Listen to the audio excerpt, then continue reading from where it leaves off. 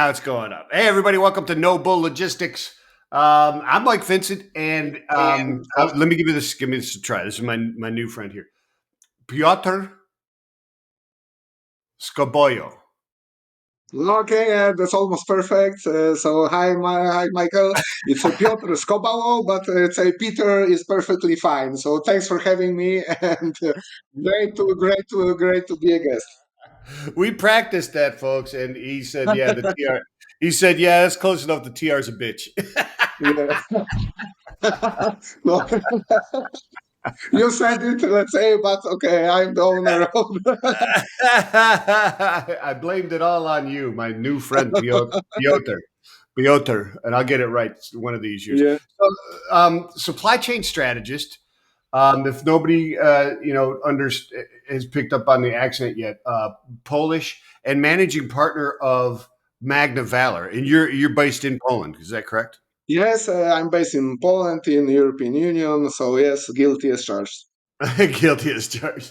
So it's logistics. So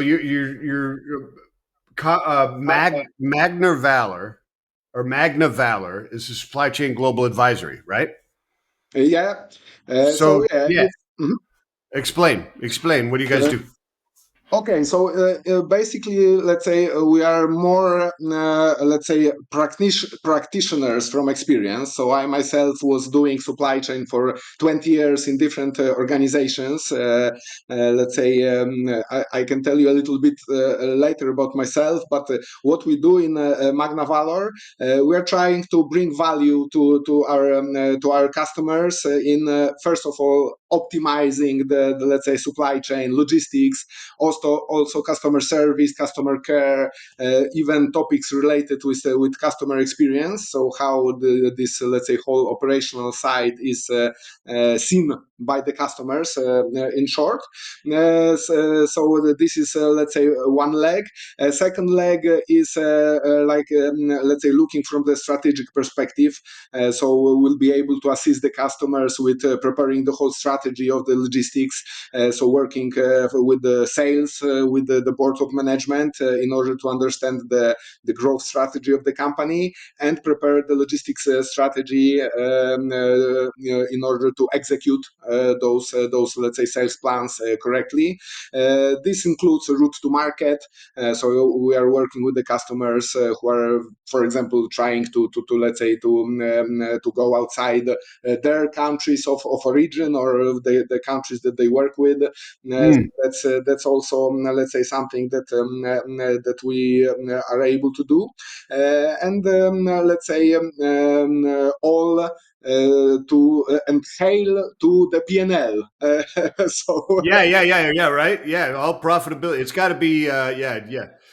yeah, so There's your scorecard, Piotr. yeah, so at the end, let's say I can talk a lot, but the CFO will ask me. The CEO will give us the vision, but the CFO will ask us, okay, show us the money. Yeah, exactly. No, that's where it comes down to, and it's 100% accurate. Yeah. I agree 100%.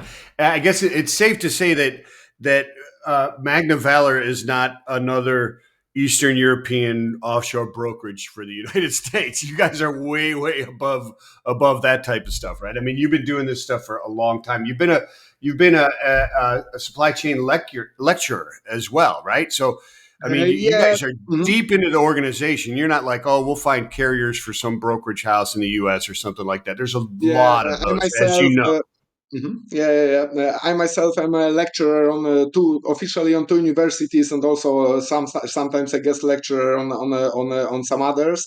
So Mm. that's also another leg that we have.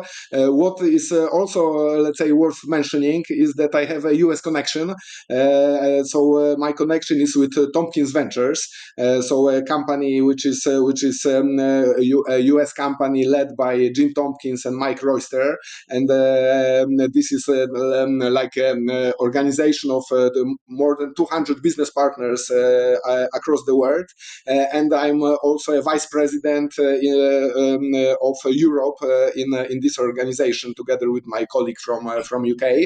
Right. So in this sense, let's say I'm connected also globally with the network of fellow, let's say, logisticians, solution providers, and so on and so forth.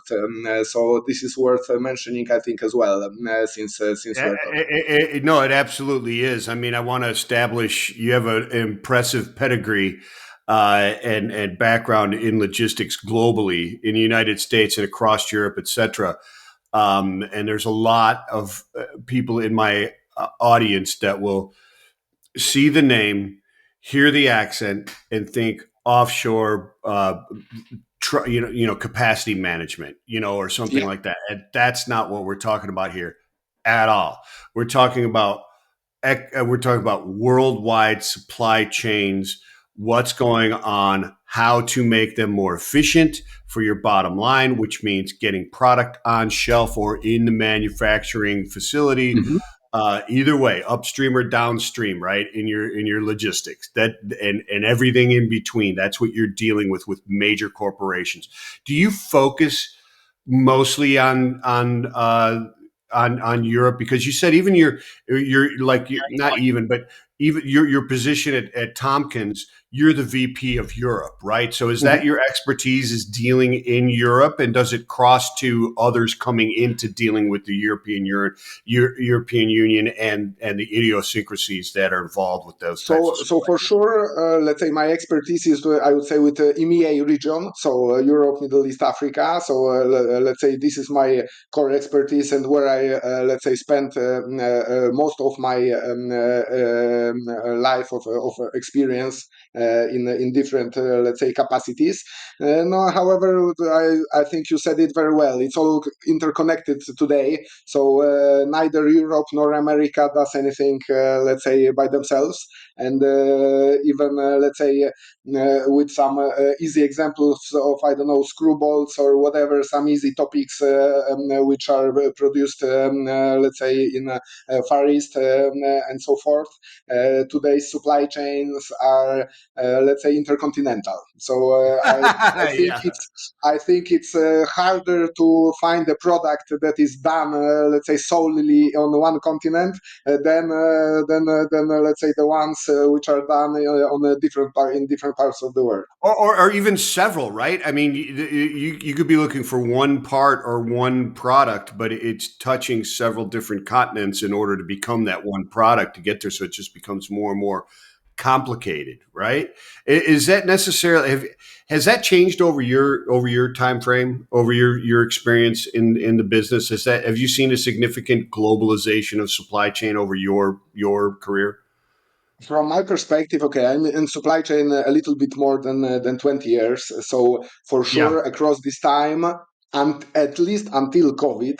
So this was, let's say, maybe some breaking point, at least for mindset, as Yeah. looking at these topics.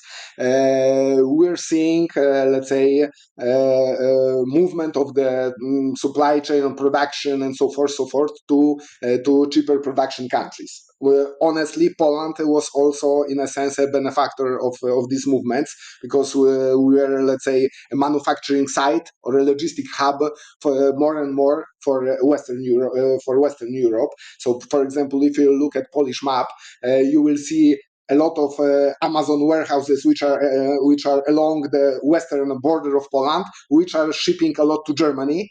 So in this sense, maybe 20 years ago, you would be looking at the weighted average and you would be pinpointing these warehouses from where you will have the cheaper transportation. Now it's a mix of cheaper labor force and so on and so on and so forth. This led us to, let's say, sourcing a lot of topics from no, maybe 10, 20 years ago from China. Now probably some other countries as well, since China is no longer a chip manufacturer. So we are speaking more, I don't know, Bangladesh, Malaysia, and these kind of countries. If you are looking for cheaper sourcing. So you've seen the movement of manufacturing to the Indo-Pacific away from China, away from it's shifting from Southeast Asia down towards now in the Indo region of the Indo-Pacific area, right? Yeah, so I have some experience also with sourcing. So I Yeah, remember that, let's say, 10 years ago, let's say a lot of sourcing has been done primarily in China because there was a, let's say, uh, um, compromise between availability and price. So you had already some suppliers and also quality, availability, quality, and price. yeah, However, in last years, my perspective is that, let's say, at least the price factor was no longer the let's say the main one, and we are seeing, let's say, when I was working for a company who was, let's say, sourcing a lot of, let's say, products, complementary products for bathroom solutions, tile manufacturing, and so on and so on. We are looking strongly also, let's say, for different countries as well, in order to find a better price.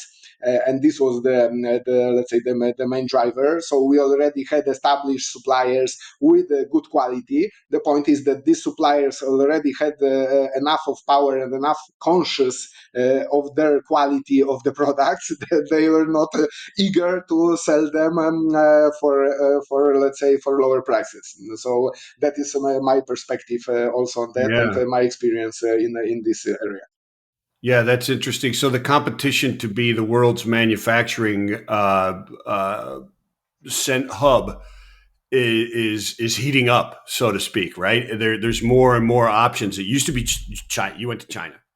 Now you Yeah. can go all over the place. So is it the geographic position of Poland that makes it that kind of conduit from that area into Western Europe? Is that what it For is? sure, because if you look at the, let's say, at the map of Europe, so we are positioned more or less in the middle of Europe, Right. strictly, with all these, let's say, roads going from east to west, also, let's say, through Poland. The point is that also the, let's say, the situation here in this region is changing, and we are less and less a low cost country. So still, of course, let's say the labor is cheaper than in Germany, but let's say it's not so much cheaper as it used to be 10 or 20 years ago. So now, Gotcha. if we are looking at the shifts, there are movements, for example, to Romania, Bulgaria. So let's say the countries which joined European Union later, but there is a strong shift also to Turkey, which is still quite, let's say, quite, let's say, cheap in terms of labor. So there is a great example of the company that you should know very well, Whirlpool Corporation, Oh which yeah. was my which was my first employer, and I was learning logistics 20 years ago in Whirlpool Corporation, working in Poland and also in Italy, in the EMEA headquarters. Now, let's say, Whirlpool Europe has been sold to Beko, to actually group. So let's say a big manufacturer, 100 years old, a very strong one in US, let's say, sold their whole entity to a Turkish company, which is, let's say, very strong in this, at least business white goods. Really examples of shifts, but also, let's say, of these, let's say, economies which are closer but still competitive, and for sure Turkey is one of them, and not only in this product group. Gotcha. Um, so I want to talk a bit about what is what's going on in the world at this particular moment, and the biggest thing is obviously, um, I mean, to everybody here in the United States, and we tend to think that everything that happens in the United States, everybody else cares about. It's part of our charm. Honestly, you are. I don't know to. I don't want to to sound. But nowadays it is true. Finally, it's really Yeah, true. yeah. I guess it is. It kind of is. I mean, it's bizarre, but I mean, I've been in logistics for about 36 years. I started 36 years ago. I've done everything except run a train. Ocean. I've done truck over the road, all air freight, distribution, warehousing, all that kind of stuff. U.S. and Central South America, Caribbean, but living through and going through the pandemic and the impacts that were here. Did did did you see some of the same disruptions there in Europe and where you are specifically in Poland? I mean, a lot of our issues were because of the time lags of ordering, stop ordering, reordering, that type of stuff. Did you have the same impacts there kind of in Poland, or were they uh, less severe because of the distance and the mode of transportation from No, international so markets? all this, let's say, reshoring and friendshoring trend. So honestly, I myself am counting strongly on this to grow and expand, because in Okay. reality there is not no much sense for many product groups to be transported across half of the globe.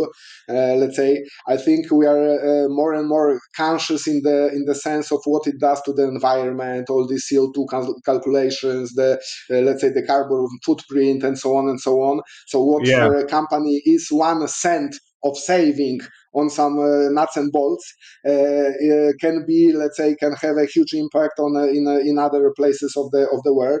So in that sense, I think COVID stressed to the limit many of the supply chains. In my humble opinion, broke the just-in-time rule, like let's say, went through like hot knife through butter, Oh because all yeah. these, yeah, And there's I think there's a lot of people that you and I would consider smarter than ourselves who agree yeah, with that opinion 100%. 100%. Because there was a whole argue just in time or just in case now, right? Do we go to yeah. just in case versus just but I mean it was just in time was really bastardized. It wasn't developed because of that. It was developed by Japan because they had no resources during the war. I mean that's what it This is, was. let's say, honoring and, let's say, giving all the credit due to how complex a company culture must be in order for this multi-tier supply chain to work. So Yes. really respecting all of that. Here comes, let's say, one disruption, and you are out of half of your, let's say, stock, or let's say, components, and so on and so forth.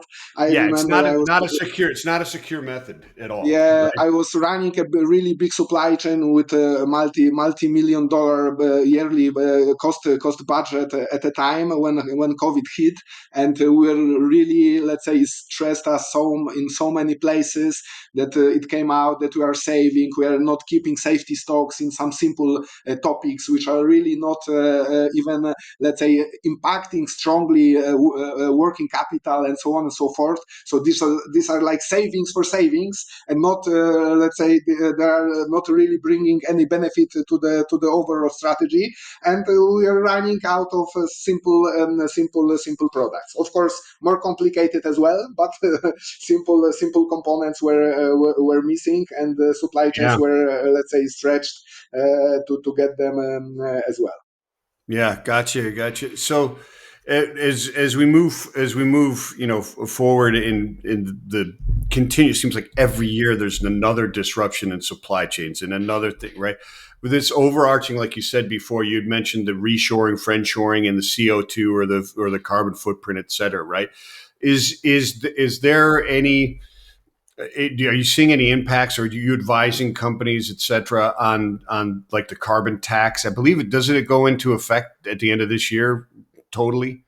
The Yeah, EU and carbon taxes. let's say the companies are waking up. That is the situation in European Union. It is, let's say, going on gradually, but let's say more and more companies are able to let's say, trace the scope one, scope two, but also now scope three. Right. So this, let's say, more advanced calculations.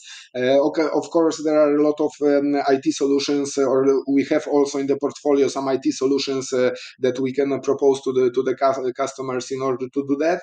I think, let's say, the conscious in that area is growing, and how it usually is, the regulations are, let's say, the motor for that, or are amplifying the activities of the companies. But I also have I can, without naming the, of course, the customer I'm speaking with one of the customers who I work with since some time already, and after the 10 initial questions, who does what in terms of these activities, they cannot even pinpoint a person responsible in the organization who has some answers, and they are a European organization, so let's say in different countries, present in different countries. So yeah, I think, let's say, the reality will be testing us, and we'll see how it goes. But for sure, this will be reinforced also by the customers. So there will be this pressure that if you want to be a supplier, you need to be, let's say, you need to have these all best practices and so on and so forth. Since these initial regulations are only for big companies, so over some number of employees, over some turnover, and so on and so forth. So probably will be gradually going down to smaller companies as well the Yeah, first years.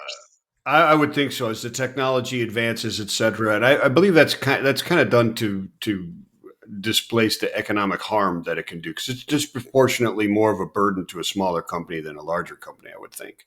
Right. So, I No, mean, that part of that is to make that a little bit more fair, I would imagine.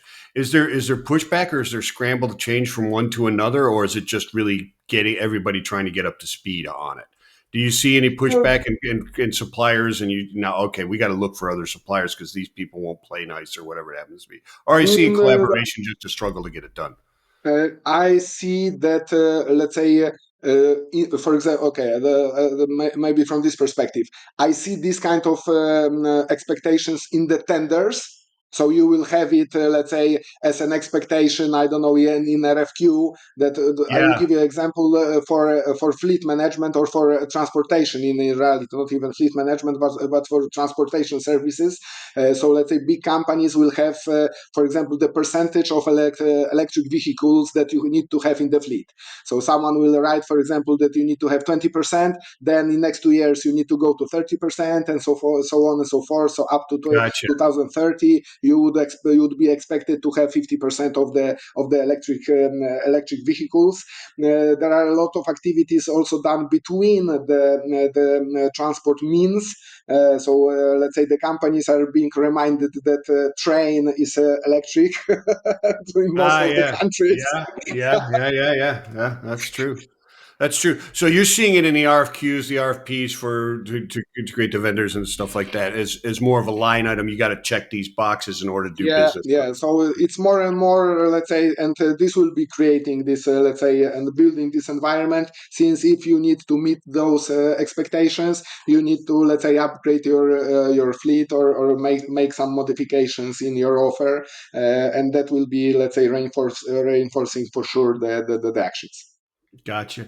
Are you seeing any reaction, knee jerk, or whatever to the current U.S. administration, Trump administration's tariff policies over this year, and their abruptness of, hey, we're going to do this, we're going to do that? Are you seeing a reaction? Hey, we got to find other suppliers, we got to find other outlets for our business, or what's the mood there? What's the business mood? What's the impact on yours? Or So my perspective is, let's say, mixed, because first of all, let's say, via Tompkins Ventures, so let's say this American company, I'm in the first, let's say, in the first tier of let's say, people involved in terms of the tools that we are also wanting to bring to the table. We are working, or we already, let's say, came up with this X-shoring platform, which is a tool to verify, let's say, the implications of tariffs for different regions. So in that sense, I'm very much involved in, almost on the day-to-day basis, on what's going on. Looking from our European perspective, probably it's more like on hold. So we are looking what will be going on. So in the sense, it's hard to predict what will the situation look like in 4 weeks, or 3 months, or something like that. From that sense, if I speak with some customers and board of managements, it's more like okay, preparations, so making some plans and so on and so forth, but also, let's say, waiting what will be the final result. So we see it strongly. So also, of course, a political slash economic fight in that sense, and we'll see how it goes. Honestly, I think, let's say, nobody still doesn't know yet what will the final implications be in the next month to come. Yeah, I don't. I'm not sure if there's anybody. I mean, literally, Yeah, anywhere. yeah. In a sense, situation will create some outcomes. I mean, Yeah. it's a crazy it's a crazy negotiation and stuff like that. But I don't see the impact impacting Europe as much as it is others. I think that's a pawn in the game, to tell you the truth. Yeah, yeah. So in a sense, we are, let's say, doing kind of thing for sure, hoping on the closer cooperation as always, also with the US, especially in our region, which historically since like 30 years or something has strong ties to US. So also, let's say, besides being, let's say, part of European Union and so on, let's say our outtake of US is always let's say very friendly. I would say so. Yeah. Excellent, excellent, Piotr. I want you to be on so often that I can pronounce your name perfectly, because you're fantastic, and I count you as a very good friend. On, I thank you so much for coming on. Who are there people in our market in the United States that need to be reaching out to you, and who would be reaching out to you? Is it people that want to do business in the European Union or understand these things, and how they get in touch with you, my friend? No, okay. So for sure, the quickest way is LinkedIn. So I'm there, let's say, quite active. So you can reach me via my let's say personal profile, Piotr Skobalo, or Magna Valor. So let's say both of them. As for, let's say, the topics, so anything European Union, let's say, I'm your guy. So anything logistics European Union, I'm your guy. Especially the more we go to the Central Europe, so all the topics related to, I don't know, reshoring, other activities. Is let's say we can find a location, build a warehouse factory, organize all the operations. We can let's say support in the route to market if that is the case. And let's say there are more of us in a sense that I also have other let's say other business partners. So in a sense, we are not shy and afraid of even big projects. Ah, excellent, excellent stuff. And it's not, we're not talking to just Poland. We're talking about we're talking about Europe, Middle East, and Africa. You're Yeah, expecting yeah, to across yeah. the whole thing. Yeah, right. I just want to make that very, very clear. It's not just if you're going to deal with Poland. It's the whole Yes, of yes, yes. Europe. That's true. Yeah, That's true. across the whole area. It's been fantastic, Piotr. I'm so glad. This is how easy it is to connect with Piotr. I did. I just sent him a random message. I said, "Bro, let's talk." Michael, thanks for having me. Let's say great time, great talk, and let's say we should repeat that. So thanks. Yeah, absolutely. Thank you, my friend, and everybody. Well, thank you so much for tuning in or downloading or however you're watching this. It's been fantastic. Peace and love, everybody. Thank you so much. Thank you. Hey,